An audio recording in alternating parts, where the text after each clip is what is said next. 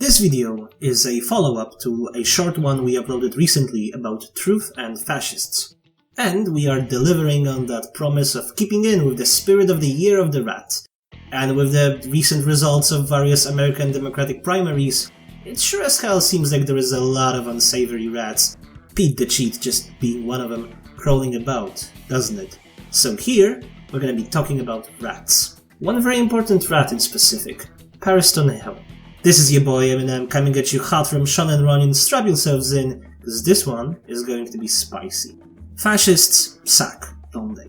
I'm probably preaching to the choir here, but indulge me for a second.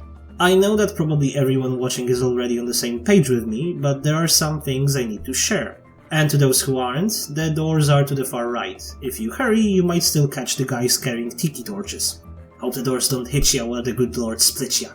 Fascists are absolutely infuriating to talk to. They seem to be locked in their own fantasy reality, where so many things that we take for granted just don't seem to exist. Economics, science, history, multicultural cooperation, even truth doesn't seem to exist to them. At least not to the extent it does for the rest of us. Many a sleepless night have I spent racking up my brain trying to answer this question. How can a person so blissfully unaware of the experience of like 80% of reality at least ever garner support? How can they be convincing to anybody? I mean, the rational mind wants to believe that the knowledge stemming from accurate understanding of reality carries through. Knowledge is supposed to be the remedy to suffering. So how is it that fascists, in defiance to Buddha's core teachings, manage to erect their warped version of self-destructive populism while lacking almost any knowledge? Well, I think I found an answer to that question. It's not a nice answer. In fact, it's a rather grim one. I wouldn't fault you for not wanting to hear it and accepting a more comfortable one. But I am getting ahead of myself. If you want to know my answer, in order to arrive at it, I'm gonna have to take you through my thought process. And that journey begins, weirdly enough, in our Lord and Savior Togashi's magnum opus, Hunter x Hunter. In the last arc of the animated portion of the manga, that is, the chairman election arc. Spoilers for the anime are inbound, so if you haven't watched the anime to its completion yet, you do that. You should have already done that. It's a fantastic anime, go watch it now. While politics are nothing new to Hunter x Hunter, it wouldn't be fair to say that the anime does a particularly deep dive into a straightforward discussion of politics outside of its very last arc. Sure, politics exist, but they are discussed in abstract terms and allegories. It is only here, in the last arc, that we finally get immersed into the cutthroat world of inside politics through the lens of the Hunter Association. And in this world of politics, one figure reigns supreme. Pariston Hill. Even though at first he does not seem like much of a problem, he seems downright charismatic, the viewer is pretty quickly made aware of just how dangerous Pariston is. Through audiovisual cues, the absolute hatred he evokes in our exposition machine Cheadle, and through offhand mentions that, while nobody can really prove it, he is most likely responsible for the culling that has taken place in the association recently. At first, this seems kind of obvious, and maybe even reasonable. Pariston has stayed in Netero's shadow for a long time. A natural assumption would be to think that he wants to be the next chairman. Having just witnessed what an absolute monster Netero was, it's reasonable to think that Pariston would not want to deal with Netero directly. But the more we see of Pariston, the way he talks, especially about the late chairman, the way he acts, the way he seems to think, doubts start to settle in our mind. These are not the actions of an ambitious, conniving person. These are the actions of someone thinking in bizarre, unpredictable, and potentially self-destructive ways. So in other words, a hunter. And of course, these doubts are right. As it turns out, Pariston does not actually want to be the next chairman. Frankly, he does not seem to care who the next chairman is going to be, as long as it's not him. Everything seemed to have been a game to him, played between him and Jing, Cheadle, but really a game between him and anybody who wanted to play. What was the actual purpose of that game? Here's the thing, I don't think there was a purpose. There's one quote from Cheadle that really stuck with me. It goes, "Because he doesn't care about right or wrong, pros or cons, he can manipulate the rules, use people, and make choices the rest of us would find abhorrent." Pariston does not care. Let that sink in for a moment. Can you even imagine what that means? To just not care. This isn't a jab at the intellectual capacity of my audience, it's that I know it must be hard for leftists to understand what it truly means to not care. Personally, I care about a whole lot of things. I care about people's well-being and their feelings, their opinions of me, and things that matter to them. I care about the material conditions I and others are in. I care about science and politics and art and history and anime and truth. And I care about so many things, I struggle to think of a single thing I don't particularly care about, and people always tell me that I care too much. As I look at the past me, I think I no longer know what it feels like to not care. But Pariston Hill doesn't care. And when you put it into those terms, it's beginning to sound scary, doesn't it? There's a chill that goes over my back when I try to imagine what would it be like to not care? And this, my dear viewers, is where we come back to fascism. I'm sure much like myself, you noticed that fascists have this strange tendency to almost get it, right? It always feels like they're right on the cusp of getting it. They will talk about the evil globalists, and they will clearly and unambiguously point to obvious flaws of capitalism, about unpaid, alienated migrants, about rampant consumerism, about the unnatural power corporations have. And yet they never do get it. They will never make that next logical step. They will never listen to a reasonable mind telling them the exact root causes of all the issues they see. They will concede to 9 out of 10 points put on the table, but that 10th point, that one eludes them eternally. You can probably see where I'm going with this. A rational mind wants to believe that somewhere deep inside, these people understand. They just need something that we failed to provide for them thus far. We would like to believe that such and such ideologue simply poisoned their mind, and they're just suppressing what they already know to be true under a thick layer of conditioning. They need only to search their feelings. But what if we're wrong? Innuendo Studios has published a fantastic series on YouTube called The Alt-Right Playbook. I highly recommend that you watch it. In it, he outlines the process of radicalization and the common tactics modern fascists use, but there's one thing that I'm not sure I agree with. He states, at one point, that modern fascists aren't nihilists, because, he argues, nihilism is just not that popular or interesting. They don't want to watch the world burn, in fact, they care about a lot of things, very deeply. But I think that is unfortunately only half true. They do care about something, that's true. But when you strip them down to bare essentials, they don't really care about economics, they don't care about politics, hell, they barely even care about race. If they did, they would be able to, at the very least, consistently define these terms. But they can't. They could also offer some kind of a rational argument for their position, but again, they can't.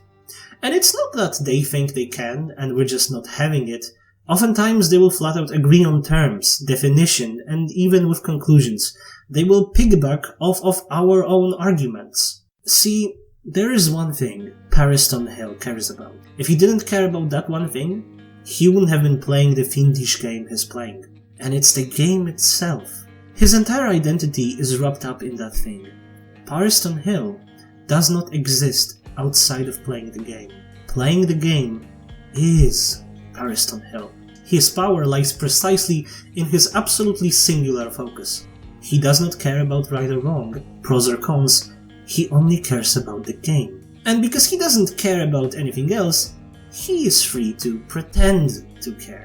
Think about how hard would it be for you to pretend to care about something that stands in opposition to your core beliefs. Let's say white identity, or the financial well-being of corporate CEOs. You can probably do that for a time, but eventually cognitive dissonance takes a toll on a person. You won't be able to maintain this thought experiment forever. And that's the true power of fascists. They really, honestly, fundamentally care so little about anything besides themselves they are completely free to pretend to care about absolutely anything. Hannah Arendt, one of the greatest scholars and chroniclers of fascism, argued relentlessly that fascism does not take a special kind of an evil person to work. The overwhelming majority of Nazis put on trial in Nuremberg did not exclaim sorrow nor anger. They did not seem to have truly believed in the righteous cause of the Third Reich. There were no Greek tragedies at the hearing. Oedipus did not fall to his knees, gouged his eyes, and cursed the globalist gods for stopping his glorious reign. "We just followed orders," they said. There is a strange power to that, in giving so little of a shit about everything that anything becomes acceptable to you. When you remove from your field of perception everything besides yourself, what are you left with?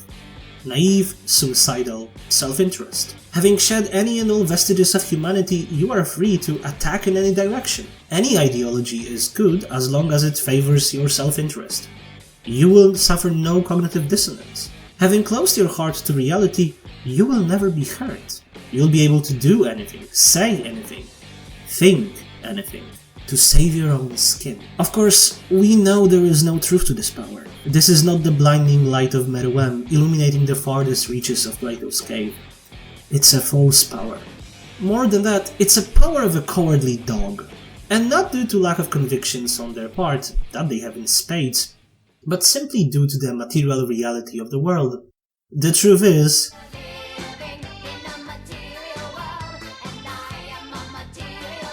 and we live in it together. If you refuse to care about the world will not give you a second chance. This dance of a fascist leads to one thing: death. First, the deaths of people they think are a threat to them, if they have the opportunity, and then their own. That is the only possible future for them, but remember, in their mad quest, they stopped caring about the future either. So therefore, it's simultaneously tragic and hilarious how in their mad pursuit of self-interest, warped by the skewed incentive capitalism provides, they arrived at a surefire way to commit suicide. So, conclusion 1. Are you saying Pariston Hill is a fascist? No. I am not saying Pariston Hill is a fascist. Not the least because Hunter x Hunter is so dense with world building and the unique rules of this world are so well established and ingrained in it that it almost makes no sense to talk about real-world politics in relation to Hunter x Hunter. In plain terms, the material conditions affecting the Hunters make the materialistic analysis of their situation moot. Even the lowliest of Hunters gain access to the Association's nigh-infinite wealth and information. And then we have to factor in Nen, a power by which humans can reach impossible peaks of power. You can't alienate Hunters from their means of production, I dare you to try. Normal people may still be living in a world shaped by poverty and conflict, a reality we're all too familiar with under capitalism. But there are literal gods walking among these people. I'm not sure it makes sense to talk about class conflict when the people in question can move at the speeds of light, manipulate entire nations, see the future, and grow gravity-defying hair. We can only really do what I would argue the show wants us to do. Take it at face value and use the things it's presenting us with as vague, poignant parallels. Togashi is such an amazing writer that he understands well enough that the rules he established take this world in a completely different direction from ours, and he embraced that reality fully. So now, Pariston Hill is not a fascist. He's a hunter. But I believe he can tell us something about fascists. Conclusion 2. How do we deal with the power of not giving a shit? Well, it's true that it's a terrible power, but remember that it's most terrible to the wielders of the powers themselves.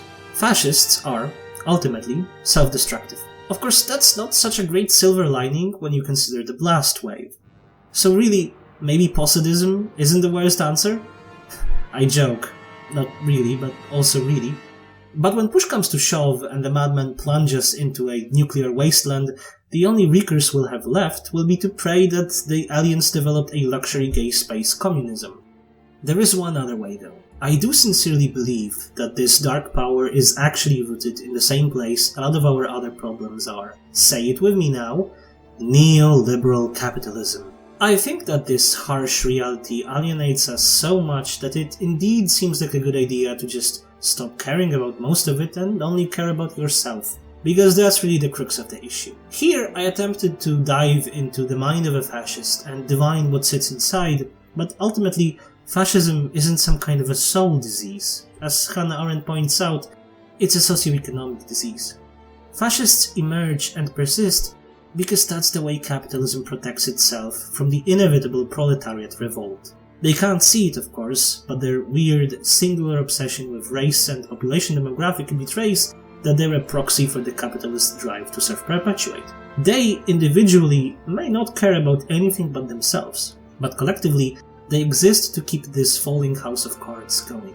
In which case, maybe we can do something about it. The good news is, it's something we've been doing this entire time, and that is to beat them to the punch.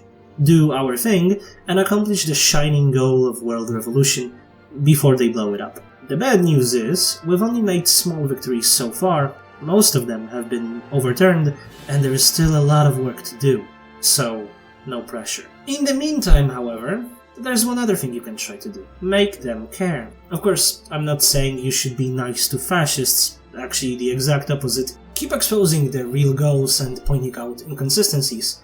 Perhaps you won't be able to reach them. It's actually very unlikely that you will, but you'll be able to reach others. That's the thing about our ongoing fight with fascism. The main front is, of course, the material reality that creates them in the first place. But the other front is creating meaning where they can find none. And creating enough of this meaning to keep all of us grounded. And honestly, any meaning will do. Inoculate yourself to the spectre by the sheer amount of caring. Perhaps even caring a little too much. Because passion carries through.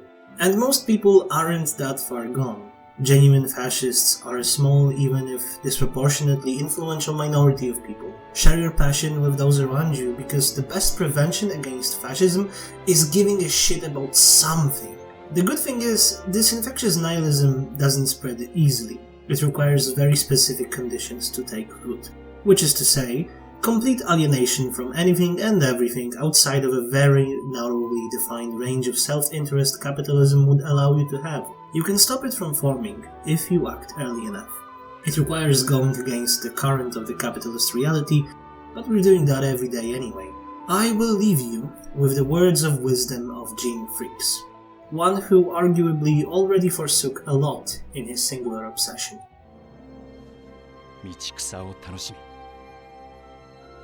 大いにね。欲しいものより大切なものがきっとそっちに転がってる。Thank you for watching, I guess. Sorry to not leave you with a more optimistic message, but that's all I got. Cheers.